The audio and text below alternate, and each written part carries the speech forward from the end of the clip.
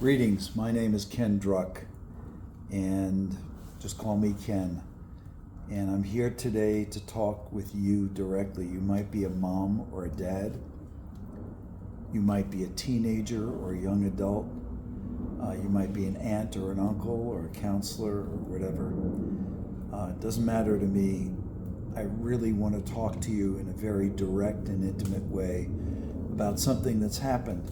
You wouldn't be watching this unless you or somebody you love or somebody that you're taking care of is at risk. Why me? Why am I talking to you? Because I've had a daughter. I'm the father of two daughters. I'm a grandpa now, but I had a daughter who lived at risk. I help a lot of families. I've had a lot of families that I've worked with that had a son or a daughter at risk and who figured out how to help that son or daughter. And I've also talked to a lot of sons or daughters who were convinced beyond a shadow of a doubt that they knew what they were doing, that we were all worried about nothing, and that what they were doing was just right and they weren't going to change a damn thing. And I'm appealing to you heart to heart. If you're that young person, if you're that person whose family is worried, it's not that they're 100% right, but what I think they're trying to say to you, which is what I was trying to say to my daughter, is you've been groomed, you've been hypnotized, you've been convinced that you are safe and that what's going on is best for you, that this is what's best for you, that it all makes sense. As a matter of fact, they've got it figured out in their own minds that this is what's best for you. They believe that. Many people who groom young people and get them to do things they shouldn't be doing are convinced in their own mind that they're serving the higher good, when in fact what they're doing is ruining a young person's life, leading them astray, leading them in the direction that it may take the rest of their life to recover from, because they're going to be filled with self-loathing, with self-criticism, with self-hatred, with trauma from what they've gone through. I want you to please, I'm begging you to listen to me, to please clear your mind just for a little while, to think about the possibility that what you're doing and the way you're living is not what's truly best for you. It wasn't what was best for my daughter. It's not what was best for hundreds of young women and young men that I've had the honor and opportunity to talk with. And when they were able to clear their minds for a moment, they could see that what I was saying was true, that they had been kind of trapped in a life and trapped in guilt and trapped in fear and trapped in a sense of responsibility, that they had to stay with what they were doing. They had to stay with people who really didn't have their best interests at heart, and they needed help. There is help. Please trust me. There's help. There are people who will give you the love, support, protection, and time to unwind what's been happening in your life and to move forward, to clear that path forward to your best possible future, your healthiest possible future, the future that will make your heart sing, not the future you're living in now, which is full of danger, which is full of compromising your well-being, which is full of fear. So please, please, please give yourself a chance. There are phone numbers for you to call. There are people for you to reach out to.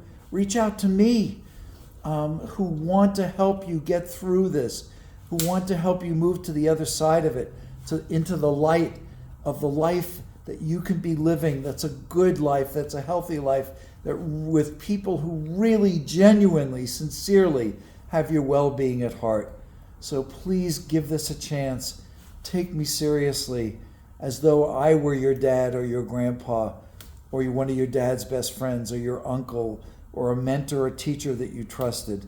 And please reach out for help. Do you have points of grooming, Ken?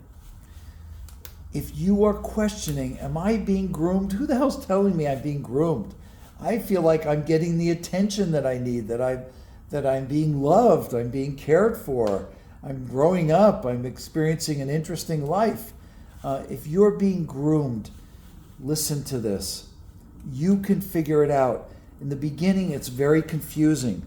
because your mind has been set. You've been brainwashed into believing that what's happening is good, is right.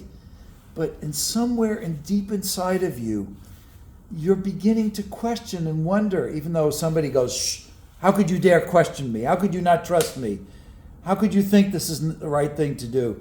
But if something inside of you is questioning whether what's happening is the right thing, whether what you're being asked to do, the situations you're being put into, the compromises on your own health and safety that you're being asked to make, if you're questioning it, that's a pretty good sign, number one. Number two is that the people who genuinely and sincerely love you, not who are trying to control your life and tell you who you have to be, but the people who are worried for your health and safety are reaching out to you. They're desperate. They want to, they may not know what to do or what to say to you, but there's a red flag. They're waving a red flag saying, please. They're begging you to consider the possibility that what you're doing and who you're with is not right. It's not in your own best interest. It's going to damage your future, not set you free to that future. The third thing that I think is a sign of grooming is that when you object or say something or try to have independence of mind or of thought, it's quelched. What? You get critical what? You get harsh anger. You get criticism. You get talked out of it because in their own mind, they've got the perfect script that they know how to give you to shut you up and to shut you down and to quell any doubts you have or any questions you have or any pain you have or discomfort. So if you're with somebody who's doing that, that's a pretty damn good sign that you've been groomed, you've been hypnotized, you've been talked into a life that you're paralyzed to move away from, to know what to do, to get out of, and paralyzed into a life that is not in your own well-being. These are just a couple of things. I bet you can think about a couple of more. And I bet the counselors and the parents and people that you can genuinely trust will give you more signs. But get into the conversation.